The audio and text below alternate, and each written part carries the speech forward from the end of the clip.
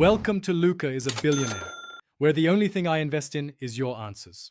You start here, make sure your audio interface is active and its sample rate matches the logic project, because mismatches create routing delay.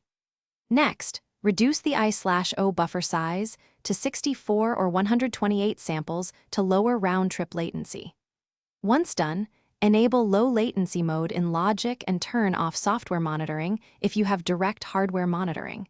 This prevents duplicated monitoring paths. Do these first so you can hear immediate changes and avoid chasing false latency, symptoms later. Now focus on the middle steps.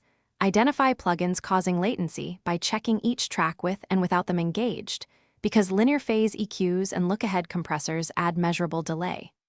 Once identified, bypass or move those plugins later in the chain, or enable low latency mode, which temporarily ignores compensation to help tracking.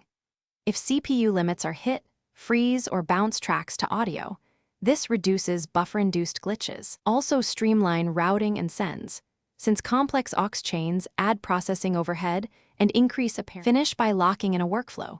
Keep the buffer low while recording and only raise it for mixing to allow heavier plugin use.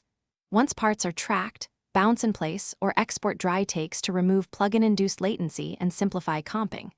If you still hear delay, make sure your interface clock is primary, disable Mac OS aggregate devices, and update drivers or firmware. These fixes eliminate hidden sample rate or driver conflicts. If none work, restart Logic and test with a single track to isolate the issue. Thanks for watching and please subscribe. It's the best investment you'll ever make.